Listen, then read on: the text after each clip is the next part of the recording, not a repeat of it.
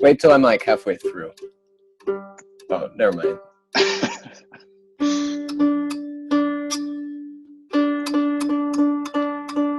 Logic magicians.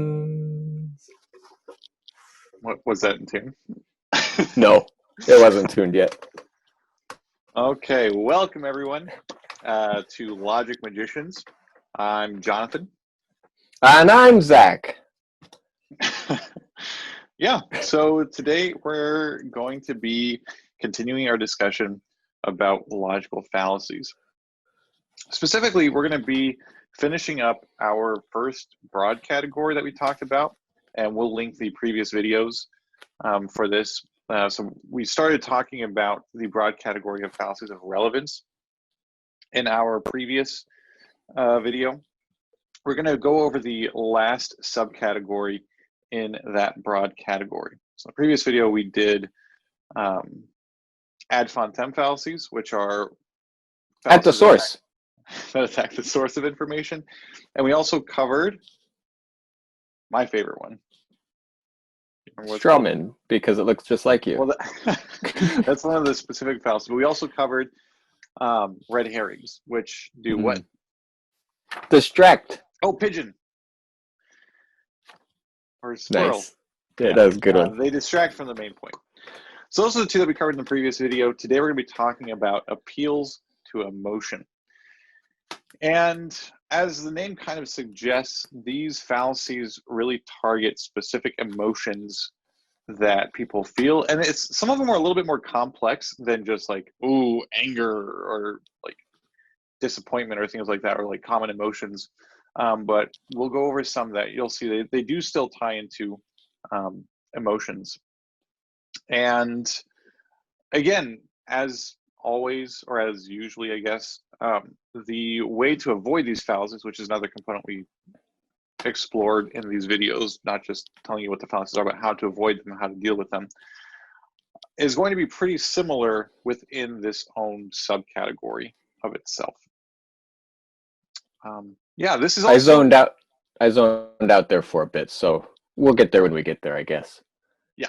Or I'll get there when you get there. And you drag me along. There we go.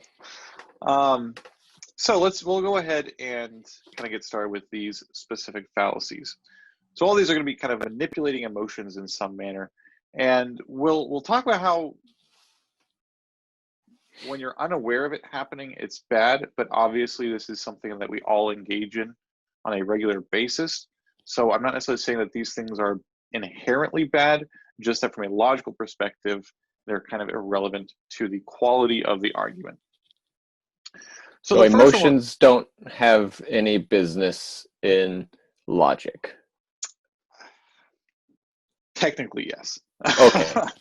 But they do in rhetoric, which is how we communicate, and exactly. They have a role to play in the communication. Exactly. And as I teach my students, we're clearly not purely logical beings, right? We have emotions. We react to things emotionally. In fact, David Hume argues that we have an initial, when we hear like a moral issue, right, we have an initial emotional reaction, and then we actually only come up with the logical argument to support our initial emotional stance after the fact, basically kind of calling into question our ability to come to any kind of ethical conclusion or any firm ethical conclusion. So again, I think we all recognize that we have these emotions. Emotions are good. Emotions are necessary. Emotions are part of life. But we're specifically looking at what happens when people deliberately target and manipulate these emotions to kind of tune your ear to noticing them. It's like the ad hominem or ad fontaine or the tu quo. They all impact the quality of the argument, but not necessarily, or the quality of the way it's received, but not necessarily the quality of the facts.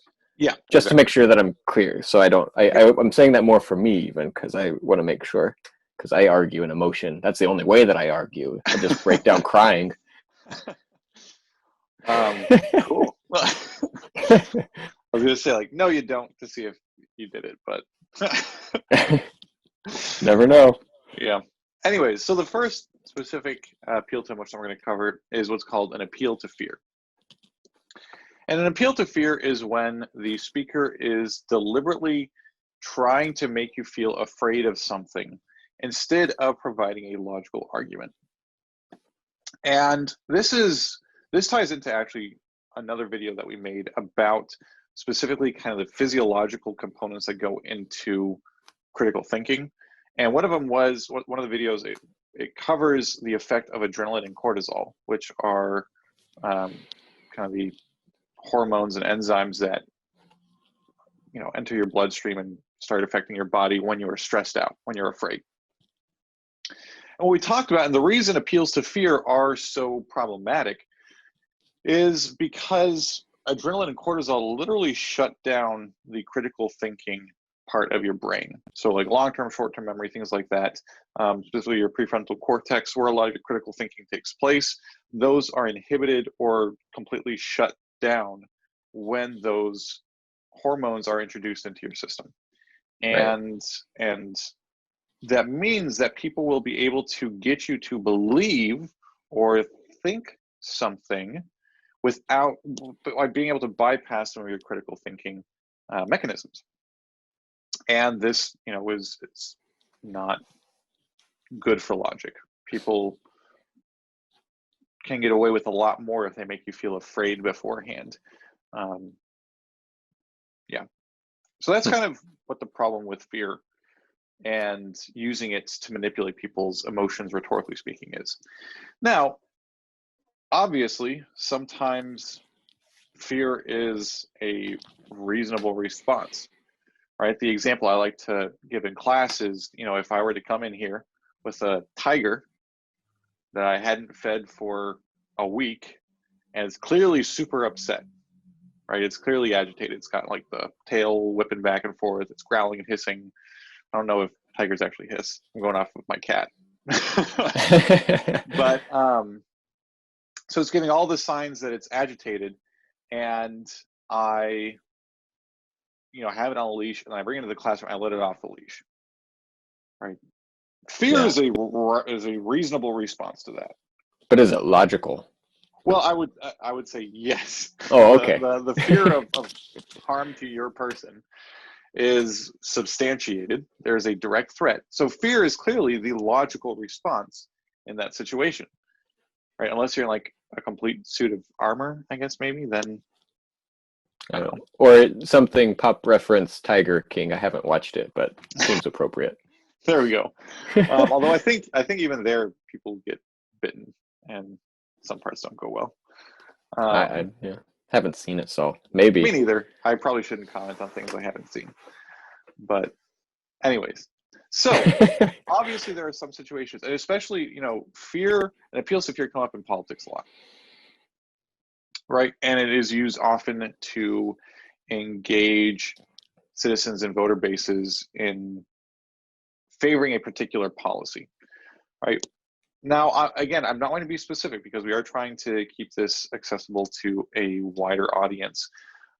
But there are definitely certain things that people should be afraid of kind of on the global scale, right? There are certainly threats to citizens. There are certainly threats to the nation, et cetera, that it is logical to be afraid of. To kind of give an example that hopefully isn't political. Tsunamis. Sure, I was going to go with nuclear war, but tsunamis also, or the recent Hurricane Isaias. That's a reasonable fear to have, right? That is a reasonable concern to have. So if a politician goes on TV and says, "Hey, there is a hurricane coming, you should be afraid," and maybe move out of the hurricane's way or make sure you're sheltering in place, whatever the local experts say is the appropriate response, that is not engaging in kind of bad faith appeals to fear, right? It is trying to make you afraid, but it's trying to prompt you to an appropriate reaction to responding to that fear. Sure. Now, if you engage in dishonest fear mongering, so same situation, except there is no hurricane, and the politician wants to buy up land where people live, and they use the threat of a hurricane. A hurricane will come eventually one day, so move out of your house, Oklahoma, and then because Oklahoma, that was a joke. Oklahoma doesn't have an ocean around it for the hurricane. Anyway, but using something that isn't there to get them to react in a way that benefits the person. Yeah, Right? or yeah, absolutely. Or even saying like, hey, hurricanes are really bad and really scary. So vote for me and we'll avoid hurricanes. Nice. Right? I That's would vote making for you.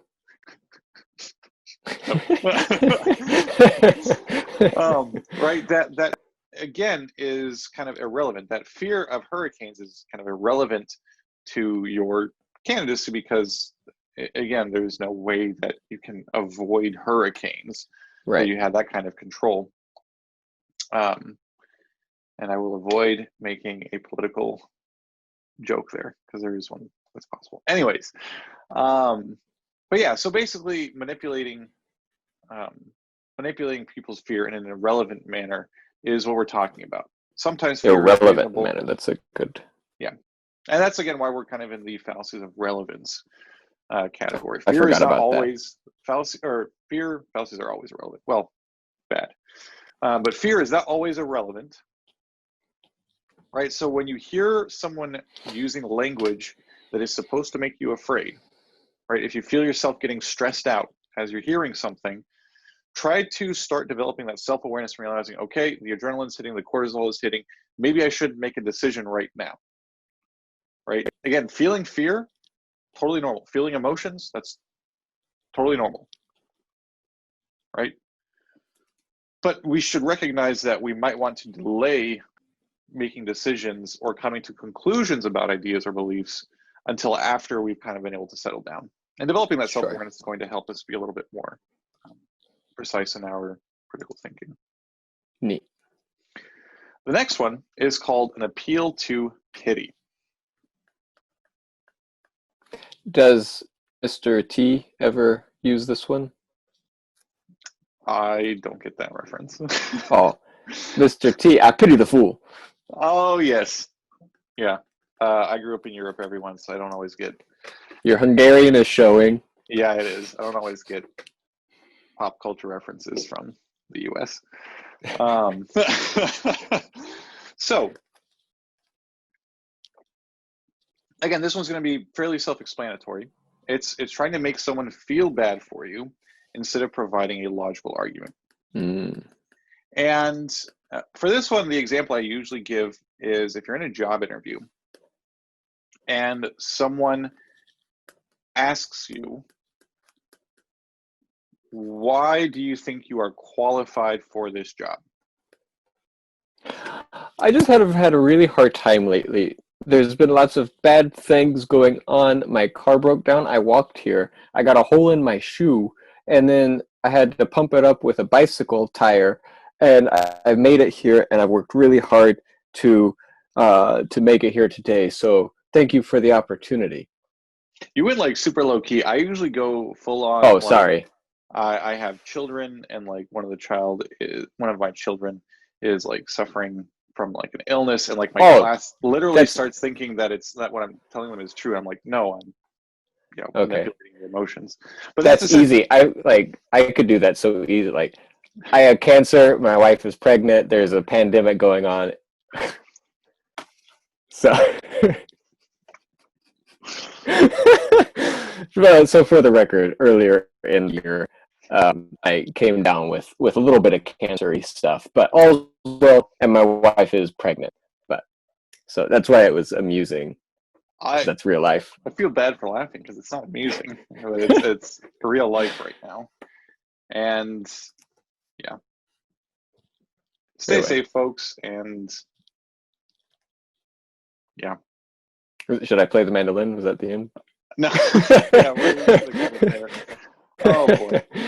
So, but yeah, so essentially, it's bringing up emotionally, so things that are emotionally going to make your audience feel sorry for you instead of answering the question at hand. Because originally the question was, why are you qualified for this job?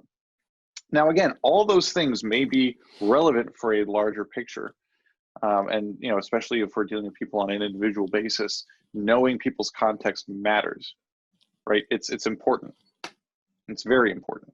Yep. And I don't want people's takeaway from this to be like, okay, so in a job interview, none of my personal stuff matters. No, absolutely not. We're just, again, really hyper-focusing on the logic here, on the critical thinking component here, and mostly trying to equip you all to be aware of these things. So obviously those things are, so like your health, your family's health, your financial situation, your transportation situation, all of that stuff is very important and does matter. It does not, however, directly answer the question being asked. So again, looking at a hyper-focused, logical, critical thinking approach, it is irrelevant to whether or not you are qualified for the job. Cool. I'm writing down, it matters for context, but not for answers. Yeah. Now, the next one is one that we should be fairly familiar with, and this is one that most people generally are aware of. And that is called mob appeal. Italians love this one. Oh, gosh.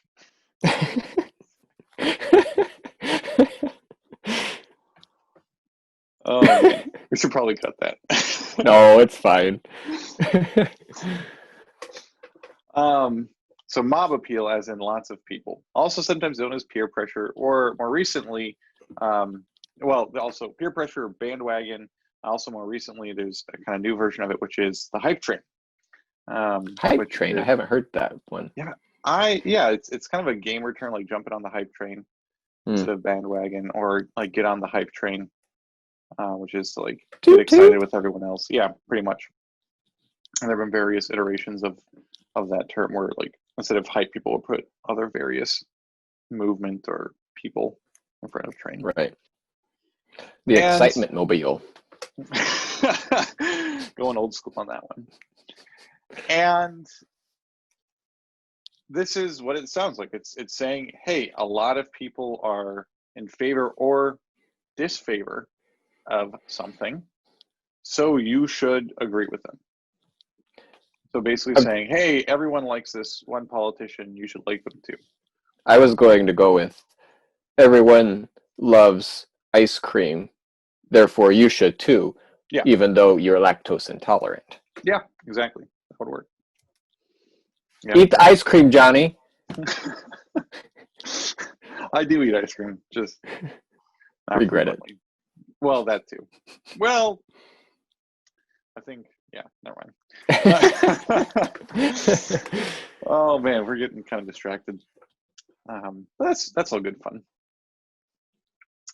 So this one again, whether or not a lot of people are in favor of something or don't like something, that's irrelevant to the actual quality of something, or whether or not something works, whether or not something is efficient or anything like that. So basically what it means is just because a lot of people think something doesn't make it true.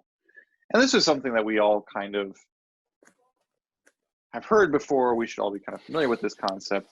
That whole thing, like if, your friends were jumping off a bridge or jumping into a well, would you too? That's kind of tapping into this whole mob appeal mentality. Yeah, I've done that.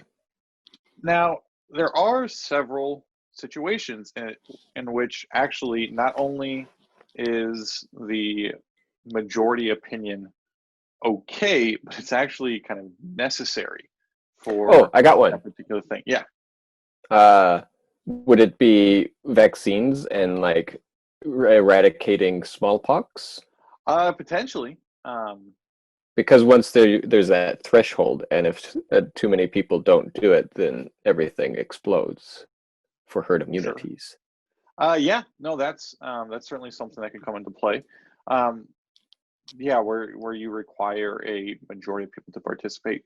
This is more talking about majority opinion. Okay. Where the majority opinion actually is not only okay to go with, but it is kind of a requirement. And there's a couple of different systems like that, but democratic systems. So systems of government that require popular vote in some manner. And again, I always clarify to my students, I understand the US is not a direct democracy, it's a representational republic. Yep, we got it. There's a difference, significant. Cool, we covered that. But there is still an element of popular vote, even though it's kind of stratified. Various states have various significance as far as that goes. It's a little bit more nuanced than that. Right. But in those types of systems where we literally make decisions based on the majority opinion, sort of, not only is the majority opinion okay, it's essential. Right? So that's even though it's technically a mob appeal, we've kind of agreed like, well, we actually kind of like this particular mob appeal, and we're going to say that this is okay societally. Right. Right. And that's a what is that called? I forgot. Social construct. That's the one. That's a social construct. Yeah, exactly. Forms of government are social constructs, saying that we're okay with this particular type of mob appeal fallacy, because it is still a mob appeal fallacy, right? Mm-hmm. I don't mind saying this. I personally think it's an acceptable mob appeal fallacy. I'm a fan of democratic systems and letting people vote and have their voices be heard. I think it's important. But again, from a logical perspective, it is a logical fallacy, because Right. there's no guarantee that the majority opinion is right on any given subject, or is even relevant, right? Especially when you talk about world economics or interstate relationships, things like that. Most people, majority of people, aren't experts, despite the fact that you see lots of people claiming to be experts. That's not the case. They're not experts in it. So their opinion is not going to be as strong, probably, as people who are experts in it.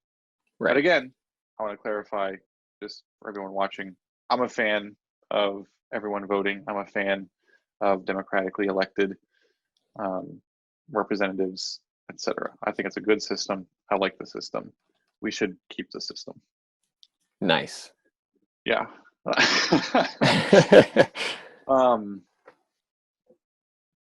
So yeah, that is mob appeal. So with the mob appeal, to avoid it, try and see if in that particular instance the majority opinion is essential. If it's not, then ignore it. That's not a good argument. If it is, say if it's like a popularity contest, if it's a competition like The Voice where there's audience involvement, if you're voting for the best YouTuber or Twitch streamer or anything like that, those Which things would it's relevant, definitely be us. obviously, especially Twitch streamers, since we're streaming on Twitch.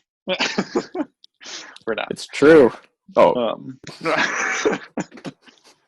So again, in those situations, it is relevant, right? And that's what we're coming back to. A mob appeal is only a mob appeal if it is irrelevant to the actual argument, and it isn't. That's not always the case. Right. Cool. So, and if it's not relevant, then you can just walk away. Yeah, or you can call a person on it and be like, hey, like, who cares if everyone thinks that Jonathan should eat ice cream?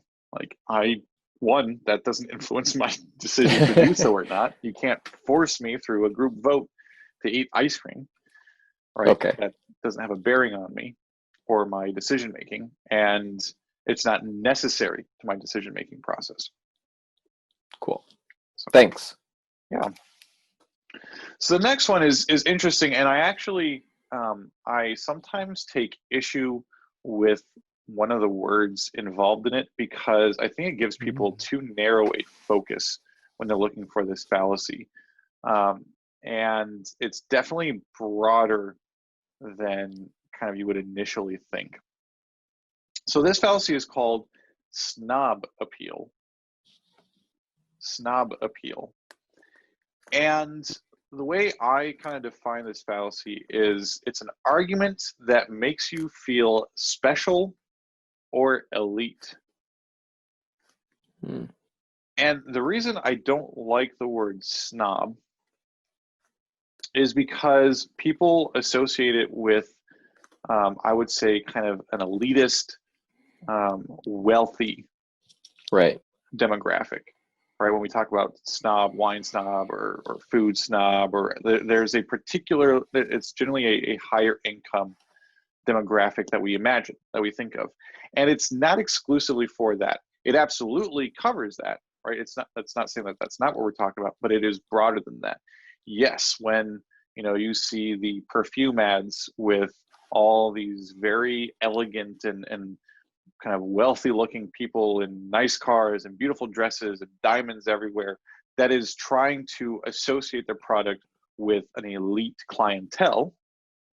And it's saying like, hey, if you buy this perfume, it's either trying to imply like you'll be as elegant as the people in the commercial, or you'll get to hang out with people in the commercial, right? Again, there's kind of, I would argue both those things.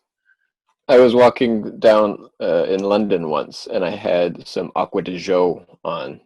I sprayed it, and then I walked past this rich dude, and we both stopped, and we turned and looked at each other, and he was like, Aqua de Jo, and I was like, Aqua de Jo, and then he took me down to Monaco, and we spent the weekend on his yacht. It was a fun time. So that's why I always wear high class cologne. That's awesome. Sorry. No, that's a great example, right? And so, especially with branding and especially with advertising, they will really lean into this, or especially with car commercials, right? Buy this and, you'll be associated with a particular, a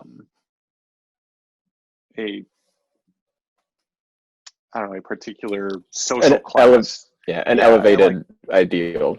Exactly. You'll get the girl, or you'll, again, I don't know why it's always fancy parties, but I don't either. The cologne commercials have never made sense to me. Well, on like as a little bit of a side note, it's very interesting because they're trying to sell a product that they can't actually present in the medium. Right? They're selling a scent, and smell-o-vision never took off. So I understand why they do it. From like an advertising communication perspective, they really are leaning into this snob appeal because it's effective. Right? Having an association with a certain lifestyle is an effective advertising tool. And I understand that there are limitations because of their product and using various mediums. It's difficult to advertise because you literally can't experience what their product is offering. Right. But that doesn't change the fact that it tends to be snob appeal. So again, all those things that we associate with higher social class, higher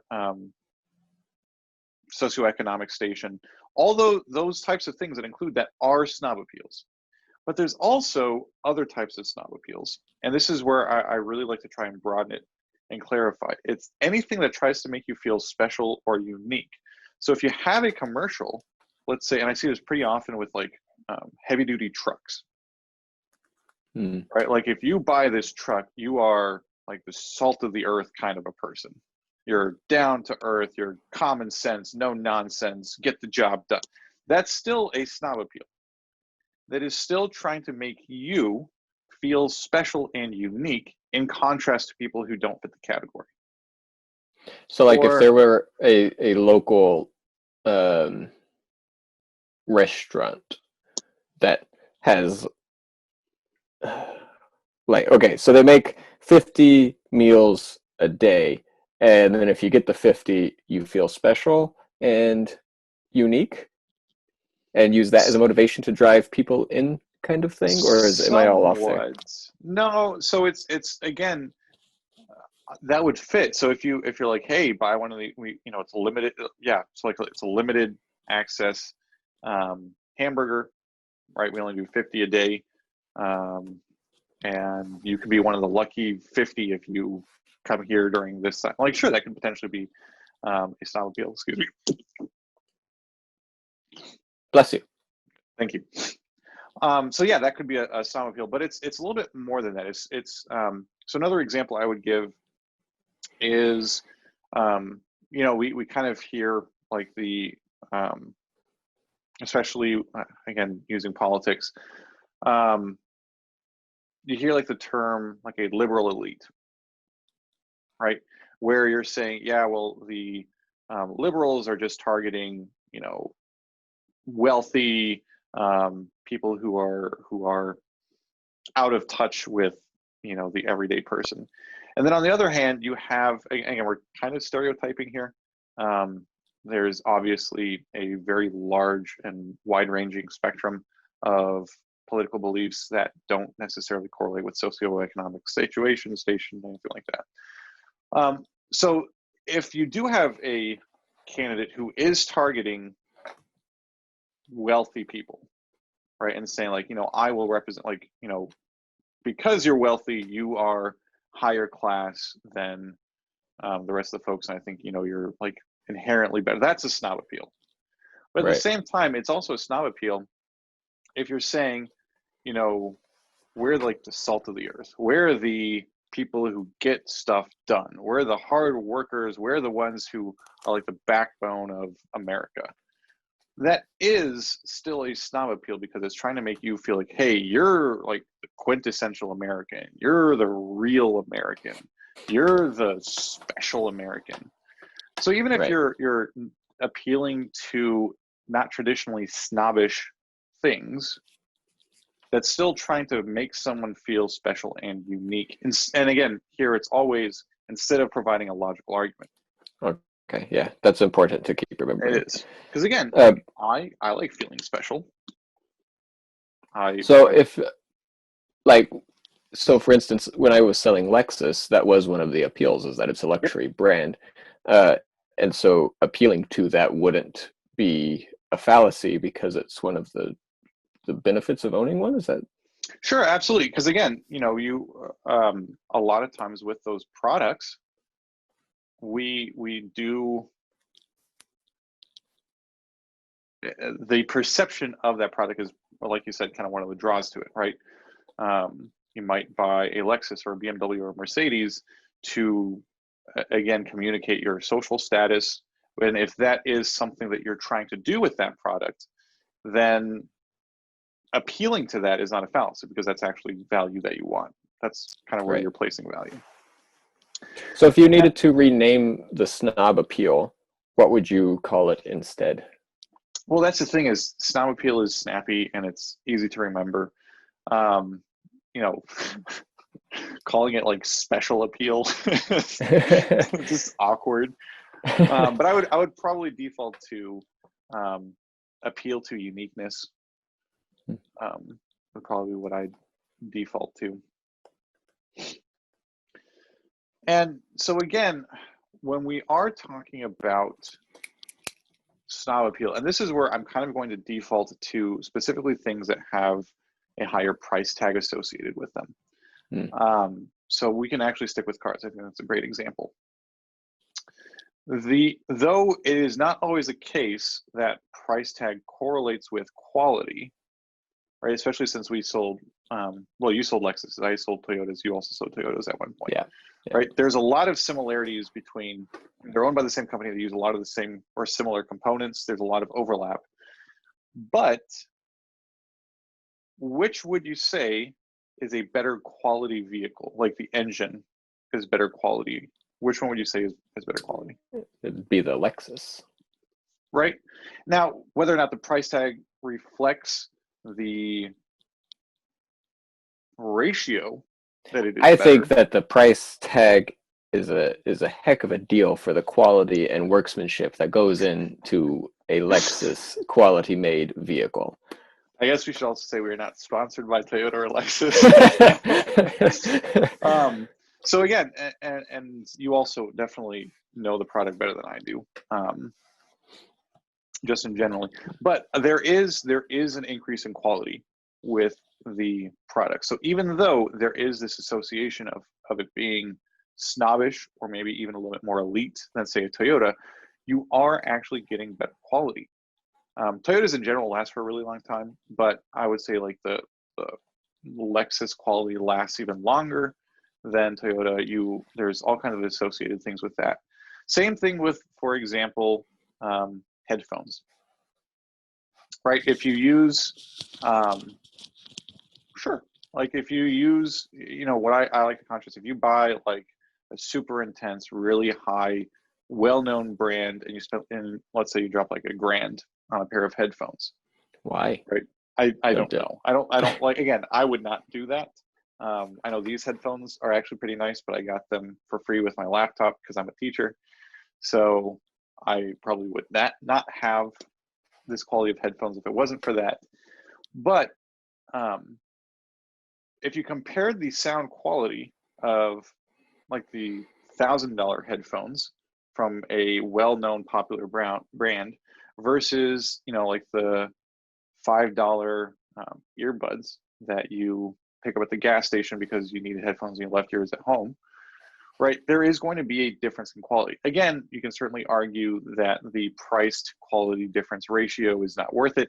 That's, again, going to be subjective. That's going to depend on what you value, what you want from it. But there is sometimes, not always, sometimes a difference in quality between various products, and focusing on that quality and being like, hey, yeah, it's more expensive. Yes, it's less attainable. Yes, it's less achievable. Yes, it's more exclusive, but you're getting quality along with it. That is something to take into consideration as well. And as always, what you consider to be important. So whether you think, you know, like functionality versus other factors are more important, if that's what you want to emphasize and highlight, awesome. That's subjectively absolutely your prerogative. If you want to kind of use a product as a bit of a status symbol, again, I personally wouldn't do that. I don't think that's valuable, but again, value, especially in this context, is going I to be use subjective. my t-shirt to show off my value. I got this for free from Evangel University. So it's a value because it was free. Different kind of value. Exactly. So again, we're not saying that one thing is better than the other, one priority is better than the other. We're saying that's an individual choice. It's a subjective value judgment, and good for you. Next up, we have, so these two are again kind of related. So I'm going to go over one that is only that is a logical fallacy, but I really recommend to only point it out in certain scenarios, and then we'll follow with another one with it, which is absolutely and always a logical fallacy. So the first one is an appeal to authority. And this is the one where I would caution specifically against using it in certain contexts. I'll leave it up to people's common sense. You have to do that, though. You're a teacher. That's and true. when you teach the kids that. That's true. But to determine like what specifically is an appropriate time, I do help out my students and parents in particular with this one. So an appeal to authority is basically not giving a logical justification for why someone should do or believe something, and instead using your position as power to just affirm it. So this is an example of, or an example of this would be, you know, I don't always explain, I try to often, right? But I don't always explain to my students why they have to do a particular assignment, right? Sometimes it's because I forget. Sometimes it's because if I explained the rationale behind all of my methodologies in class before everything that I do, I would have like half the class time to actually deliver material. So Sure. when I assign a homework assignment, I don't say, you need to do this homework assignment because, you know, studies show that you forget up to like 30% to half of what you learn the next day if you don't do any reinforcement of the material. It gets you in good habits for following through on projects, etc. So I don't say like you need to do this because it has these benefits for you. I just say, hey, do this worksheet for tomorrow. Right. And if a student asks why, I actually, especially because I teach this fallacy, I usually do go in and explain why it's beneficial to them. But sometimes if we're like running out of time, the bell's rung and half the class is already out the door, I'll just be like, because I'm the teacher and I said so. Nice. Right. Yeah, it's not. It's very rarely effective, but there are definitely situations in which using a similar line is reasonable. I guess. And I always tell my students that once they've learned this fallacy, if I ever get an email from a parent that says, my child, when I went to discipline them or tell them not to do something, told me that I'm using an appeal to authority, what are you teaching these kids? I told my students that I would always reply to parents and I would say that they should double whatever punishment they were originally going to give, because I've covered it with students that they should not employ it against their parents. Because Sure. just because it's bad logic doesn't mean it's bad teaching, doesn't mean it's bad rhetoric, doesn't mean it's bad parenting. So, Right? for instance, I'm the captain of a ship, and the ship is going down, and I tell everybody get to the lifeboat. Yep. I'm making them afraid. I'm appealing to their fear, and I'm doing mob appeal because everybody's rushing to the lifeboats, and I'm appealing to my authority. Boom. There you go. And oh wait, and there's a limited number of lifeboats, so makes you feel really unique and special. There we go. Oh man, that's awesome. So the Titanic is just one giant Logical fallacy. logical fallacy. So yeah, exactly. There, and especially in the military, right? Yeah. Where if you have a situation in which subordinates are constantly questioning orders that they're receiving, one, you depending on the seriousness, you might get court-martialed. At the very least, you'll probably be doing some push-ups or something. Sure. Right? But in those situations, calling someone out on an appeal to authority is not only going to be, potentially bad for you, but it could have really negative consequences even beyond what you would expect. So again, this is where I say, yes, it is technically a logical fallacy. I would not recommend always calling people out on it. There's a time and a place for it. And there certainly is a time and a place for calling people out on it. Like and in the same way, like if you go to a doctor and they say, okay, this is what's wrong with you, take this medicine. You don't say, okay, now, most people probably don't say, okay, now explain to me all the medical research that goes into the efficacy of this medicine instead of this. Like, especially if it's for something small, the doctor's just going to be like, because I wrote whatchamacallit. I'm the doctor. Yeah, exactly. Like I'm the doctor. Because I went to medical school. Exactly. That's an appeal to authority. And that may not necessarily be the time to call someone out on it. Now, if you are engaging in kind of a good faith conversation with someone and they, instead of using evidence, are regularly just saying, well, I'm an expert, so just trust me. And especially like you're doing right now.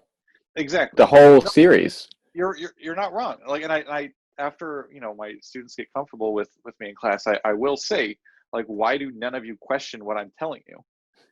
And my teaching, and again, for some of this stuff, I know a lot of the background math, I know a lot of the proofs, I know a lot of the background research. For some of it, I'm taking on faith, so to speak, based on just reading people I trust, and I'm kind of using their authority to be like, oh, we'll follow what they say, and I kind of pass it on to my students. So there's obviously at some point going to have to be, and this is where kind of that trust and that rhetoric comes into play, where trusting the speaker is actually important from an efficacy perspective. That comes into play here, because I will often just tell students things and I won't give them the kind of supporting arguments, because one, either it's kind of above their education level, I think it'd be pretty difficult for them to understand, or two, just for expediency to go ahead and keep moving forward with the material that we're learning. Sure, makes sense. What's the next one that I can always say is a logical fallacy? Appeal to false authority. False authority. Yep. Oh. So an appeal to false authority is where you use authority or power in one area to comment on an unrelated area. Okay. So I make coffee every morning, and I know how to make coffee really well. And all my friends say I'm the best coffee maker. And then we go out to dinner and have a steak, and I tell the chef that he's doing the steak wrong because I know how to make a cup of coffee. Exactly. Yeah. And this is Nailed actually a it. fallacy. So we have a previous video that came out, again, talking about the physical effects of stress and fear on critical thinking and the other kind of physical things that come into play with it. I am not a trained doctor, neuroscientist, neurologist, psychologist, psychiatrist, anything like that, right? I have no formal training in those areas. I've done a lot of individual, like personal research on that topic, and I teach some on that topic, but I always provide the source material that I'm using so that people can double check to see what I'm saying, because it's not an area that I feel comfortable talking about as an authority, right? Like, oh, I have a Yeah. master's degree in religious studies, so listen to my discussion about how the prefrontal Cortisol. cortex works. Yeah, right. that doesn't make any sense. So that's why in that video, in the link description, I had links to the specific studies, the articles I'm using to kind of back up. And I'm also not, and I intentionally don't make any like really intense specific claims about like this is exactly how cortisol works and this is how it functions in this particular environment or with this other enzyme. No. I'm talking in generalities that are readily accessible to people who do some research. Right. And so, and this is something that happens fairly often, again, especially in the political realm, where you will have politicians who tend to be, and we're making a little bit of a generalization here, and I submit to those of you who maybe know these topics better, who tend to be trained in critical thinking and trained in public speaking and trained in like how the branches of government work, but they are making decisions about things outside their expertise. Sure. That. Right? The Yeah. US government doesn't just make choices about how the government runs, which is technically what they have expertise in. It's what they train for. They don't just give advice about public speaking, which is, again, what they're trained in. They make decisions about what is best for health, what is best for War. The whole cabinet. exactly, right? And now I will also say, oftentimes they have people who are experts in their staff who are giving them that advice, and that's really important. And it's really important to have that. So it's not an appeal to false authority, it's an appeal to an authority, but they're experts kind of in the background who are giving them that information. Right.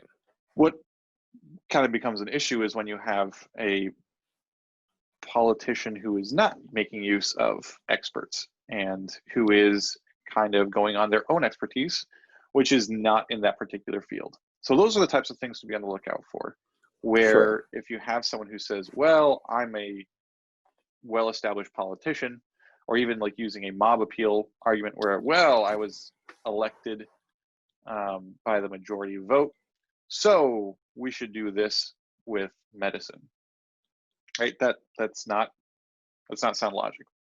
Yeah. Makes sense. And the last one we're going to cover in this video is actually really fun to say. It's one of my favorite ones to say. Yep. Tabernacle. It is, that's a fun word. Chronological snobbery. Another snub. Yep. Chronological snobbery. Say it 5 times fast. Chronological Snobbery. Chronological snobbery. Chronological snobbery. Chronological snobbery. Chronological snobbery. Chronological snobbery. So does snobbery have 1 B or 2 B's? 2. Thank you. So this one is, I think, one that people will often overlook. And this is one that sometimes people are a little bit surprised that it's tied into emotions. But I think it very much is. Same thing with like an appeal to authority, right? We feel emotions regarding authority, whether it's you kind of are anti-authority and you have a strong negative emotion to authority, or if you have a strong positive authority or response reaction to authority, where you kind of accept it and go along with authority, right? Those are very much an emotional reaction to an authority figure. Right. So with chronological snobbery, it's basically saying that something is bad or good because of its age. Mm. Like a Dave Barry book that's found 800 years in the future. And they're like, this is the most historically accurate book ever, but it's a Dave Barry book. I think that's more of a genetic fallacy. Mm. It's more saying that this book is old, therefore it's good, or this political document is old, therefore it is the best. Like Or, the Magna Carta. exactly. Or, for example, hey, this is the newest development in tech, so it is good. Right. Right? So it's basically determining a thing's value by its age. And Like a lot of babies are good because they're new. And exactly. Yep. As opposed to more important metrics like they're cute. yeah. But yeah, exactly. It's saying that something is good or bad because of its age. And oh, go ahead. I started to write down, and it looks like DET, so maybe determine or something. But then I made the comment about a baby, and I lost my train of thought. So its quality is determined by its age. Determined by age, yeah, I think. Sure. Quality. Okay. Now, again, there are some situations in which age actually does matter. And it's not because it's specifically the age, but it's more the effects that age can have on something.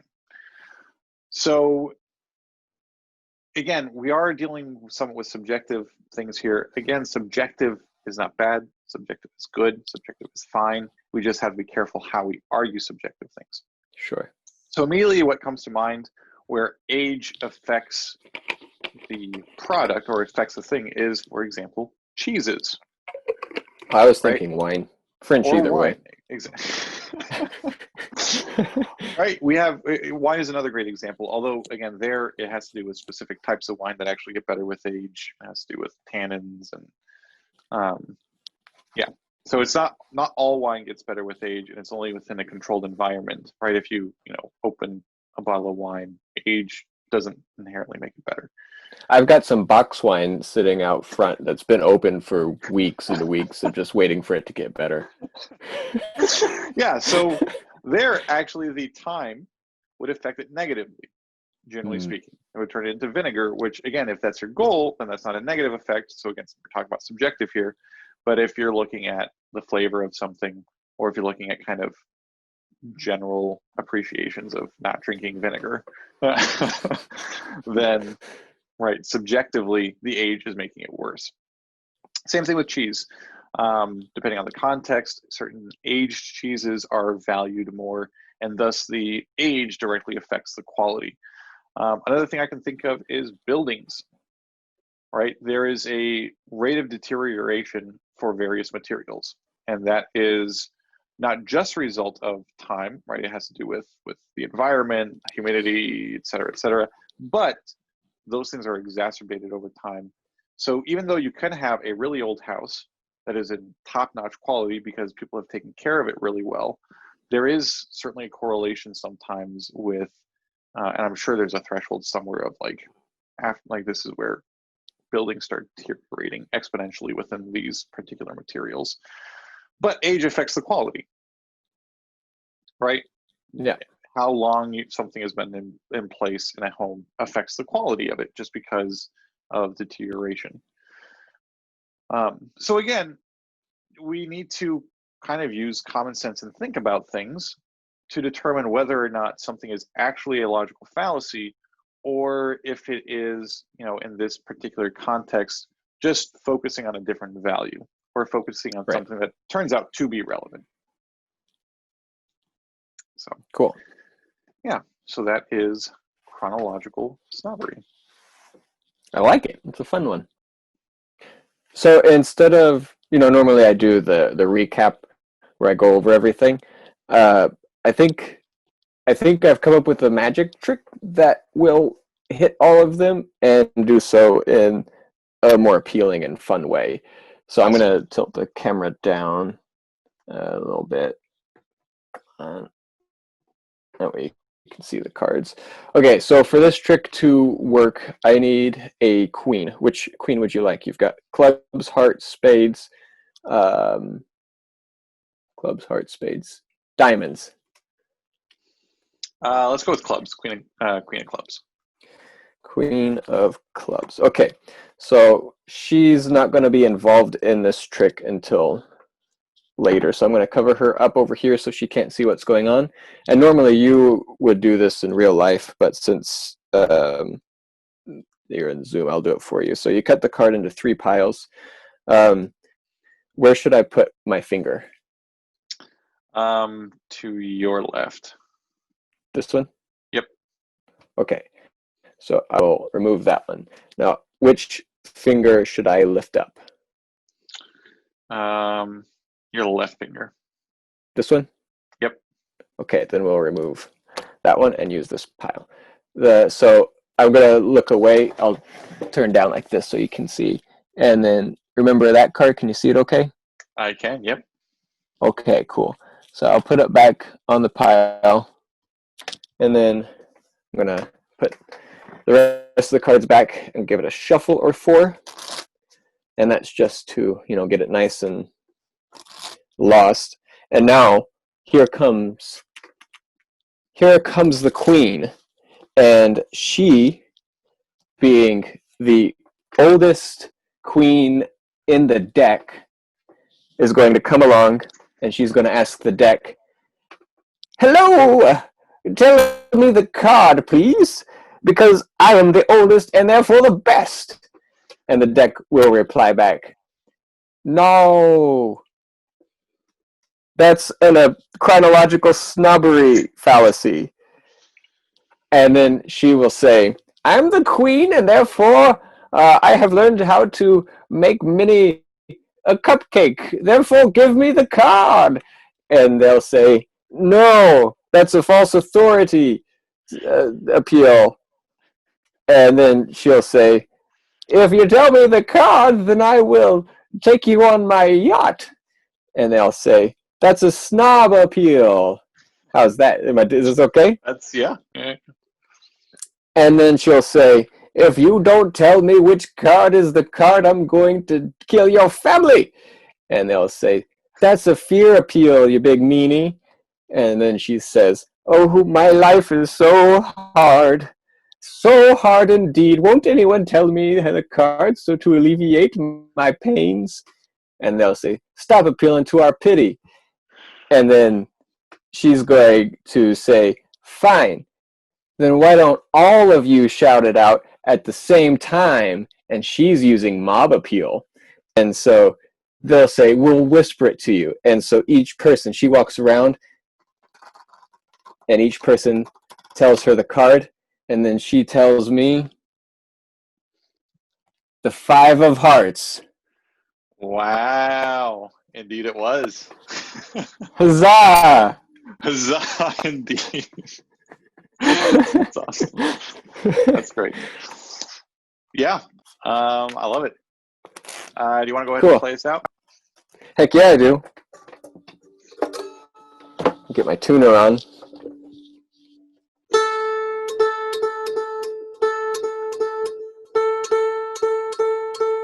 Logic magicians. Thank you, everyone, and we will see you. See you next week. See you next week. Bye, everyone.